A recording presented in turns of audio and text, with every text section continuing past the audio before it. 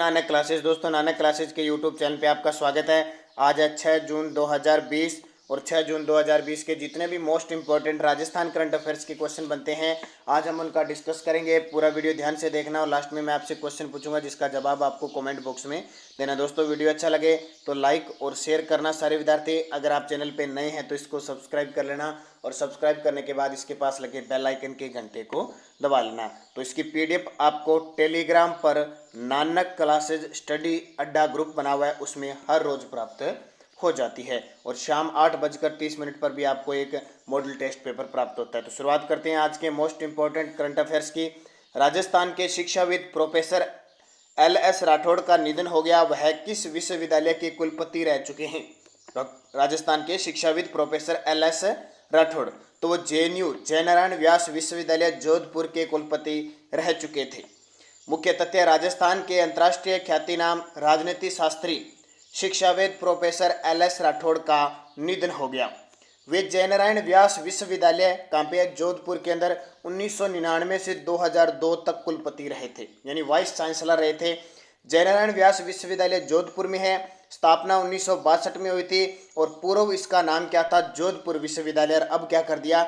जयनारायण व्यास विश्वविद्यालय। अब कुलाधिपति यानी राज्यों के अंदर जो भी सरकारी विश्वविद्यालय उनका जो कुलाधिपति होता है यानी चांसलर होता है वो राज्यपाल होता है। राज्यपाल हमारे कौन हैं? कलराज मिश्र। और वर्तमान इस जयनारायण विश्वविद्यालय जोधपुर के जो कुलपति है वो है प्रोफेसर प्रवीण चंद्र त्रिवेदी। दो बातें ध्यान रखना, जो कुलाधिपति होगा उसको कहते हैं चांसलर और जो कुलपति होगा उसको कहते हैं वाइस चांसलर। तो कंफ्यूज मत होना दोनों में, ये आपके लिए इंपॉर्टेंट है। अब आपके लिए क्वेश्चन है, कलराज मिश्र राजस्थान के कितने नंबर के राज्यपाल हैं?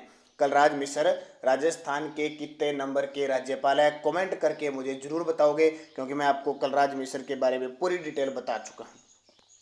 दूसरा क्वेश्चन, फिल्म निर्देशक बासु चटर्जी का निधन हो गया। उनका संबंध राजस्थान के किस जिले से था? फिल्म निर्देशक है एक बासु चटर्जी, तो उनका निधन हो चुका है। वे राजस्थान में के किस जिले में उनका जन्म हुआ था? अजमेर के अंदर इनका जन्म हुआ था। तो राजस्थान से संबंधित जो भी हस्ती होगी जिसका निधन हो गया किसी भी प्रकार से चर्चित है तो हम उनका जरूर डिस्कस करेंगे क्योंकि क्वेश्चन इंपॉर्टेंट बन जाता है परीक्षा की दृष्टि से। मुख्य तथ्य: राजस्थान के अजमेर जिले में जन्मे फिल्म निर्देशक बासु चटर्जी का निधन हो गया। उनकी प्रमुख फिल्में जैसे छोटी सी बात, चित्तचोर, रजनीगंधा, बातों बातों में और पिया का घर, ये उनकी प्रमुख फिल्म थी और कल इनका निधन हो गया। तो कौन से? बासु चटर्जी।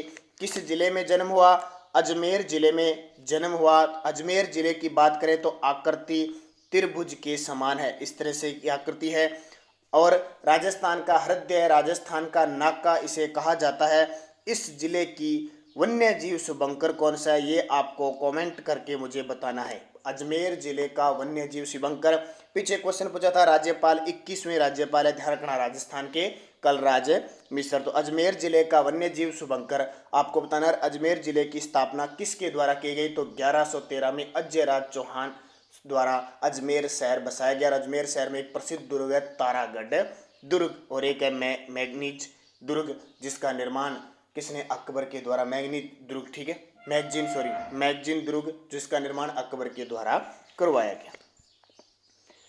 तीसरा क्वेश्चन, मुख्यमंत्री अशोक गहलोत ने पुस्तक मिस्ट्री ऑफ कोरोना का विमोचन किया। इसके लेखक कौन है? तो इंपॉर्टेंट है, मुख्यमंत्री अशोक गहलोत ने विमोचन किया तो जाहिर सी बात इंपॉर्टेंट बनेगी। तो ये है डॉक्टर अजय यादव की। किसकी? डॉक्टर अजय यादव की है।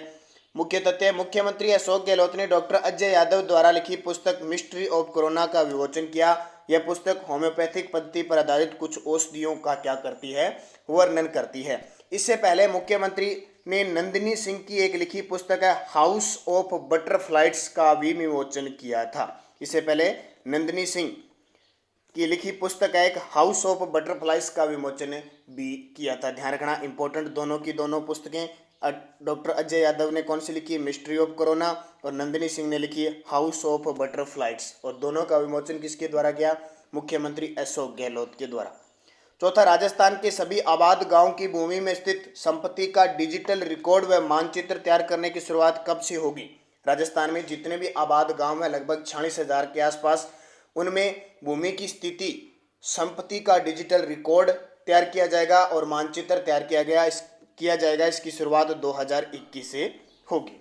मुख्य तथ्य: प्रदेश के सभी 46,543 गाँव में आबादी भूमि में स्थित संपत्तियों का डिजिटल रिकॉर्ड मानचित्र तैयार होंगे। इससे आबाद क्षेत्र में संपत्ति संबंधी विवादों में कमी आएगी और पंचायत विकास योजना बेहतर तरीके से तैयार की जाएगी।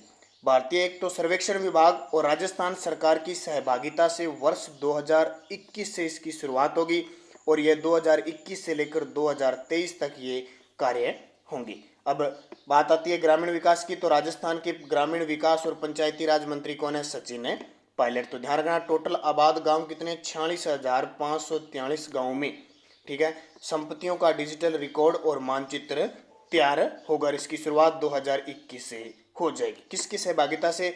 तो भारतीय सर्वेक्षण विभाग के साथ मिलकर राजस्थान सरकार यह काम शुरू करेगी। पांचवें, आधा गिलास पानी अभियान का संबंध किस जिले से है? आधा गिलास पानी अभियान का संबंध किस जिले से है?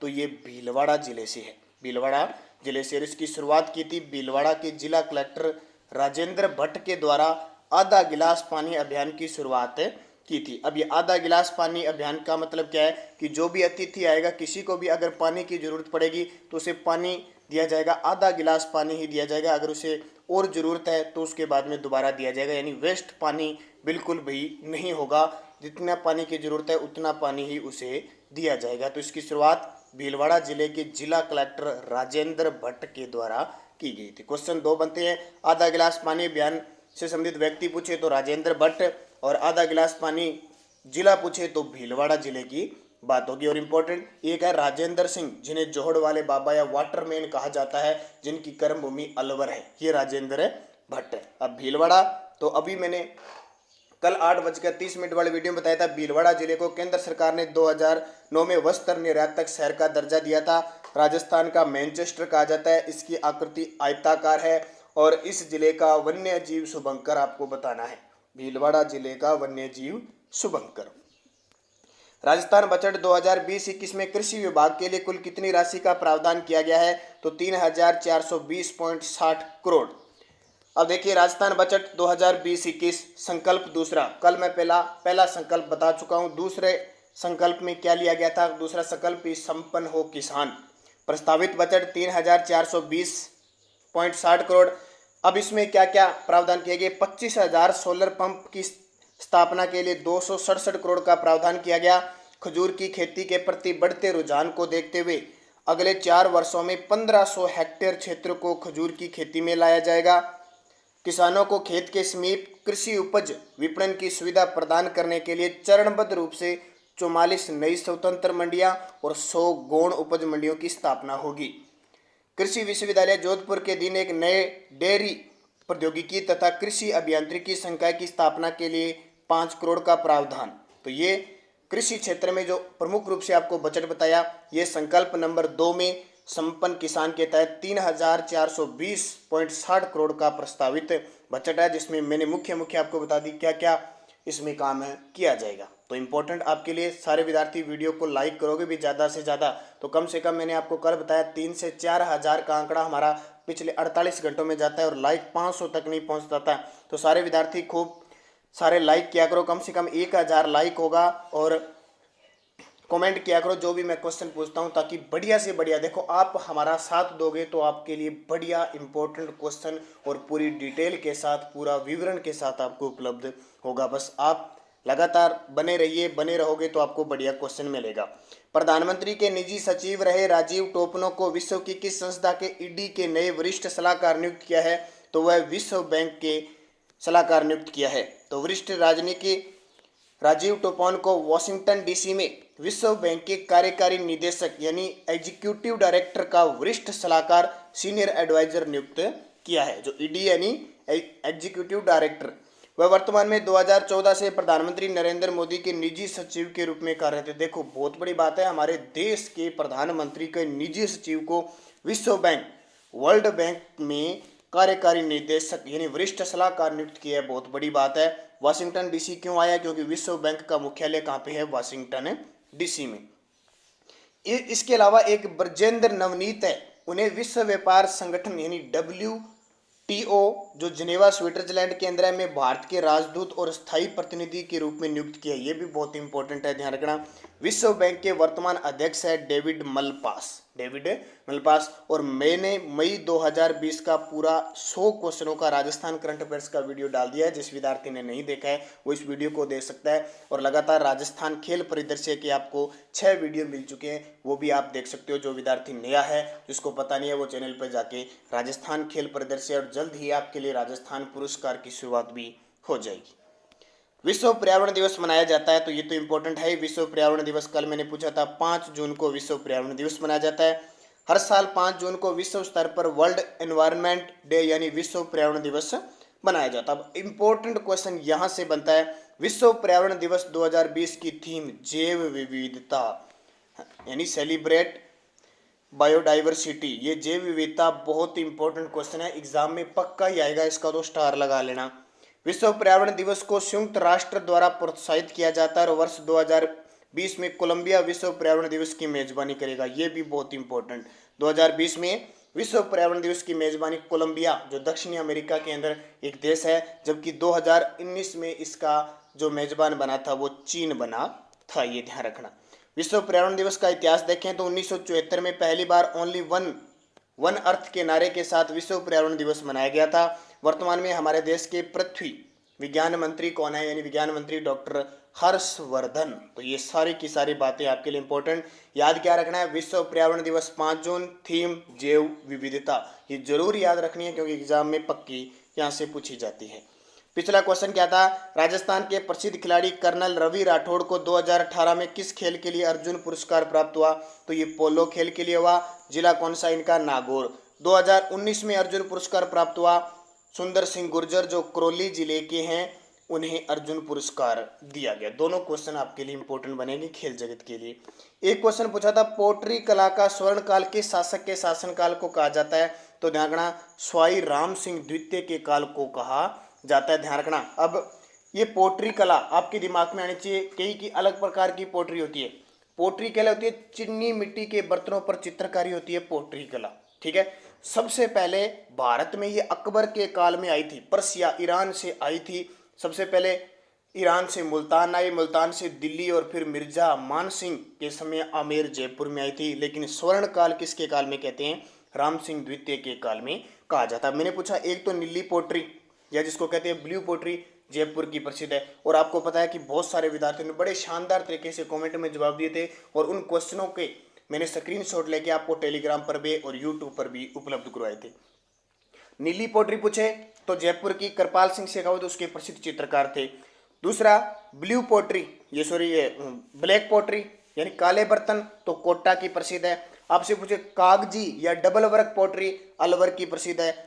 सुनहरी या गोल्डन पोट्री बीकानेर की प्रसिद्ध है। और एक और नई ताजा अभी स्टार्ट हुई है, अब तक विकसित नहीं हुई, सफेद पोट्री, ध्यान रखना क्वेश्चन एग्जाम में पूछा जा सकता है। सफेद पोट्री का केंद्र जैसलमेर में, अभी तक पूर्ण रूप से विकसित नहीं हुई है। कौन सी, सफेद पोट्री। तो ये सारी बातें आपको याद रखनी है।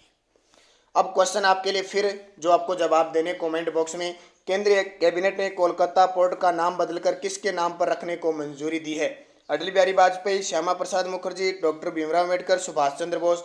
और एक क्वेश्चन आपको बताना है, कोलकाता किस राज्य की राजधानी है, कोलकाता किस नदी के किनारे है। कोलकाता किस राज्य की राजधानी है, कोलकाता किस नदी के किनारे है, और इसका नाम बदलकर क्या रख दिया गया।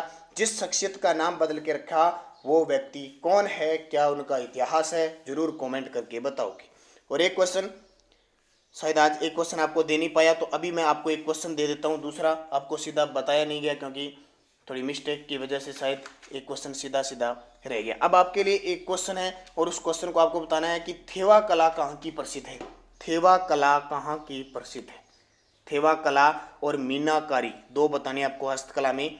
मीनाकारी कहाँ की प्रसिद्ध है और थेवा कला कहाँ की प्रसिद्ध है, दोनों जवाब आपको कमेंट बॉक्स में देना। दोस्तों ये थे most important Rajasthan plus India current affairs के क्वेश्चन, हर रोज सुबह 7 बजे आपको उपलब्ध हो जाते हैं।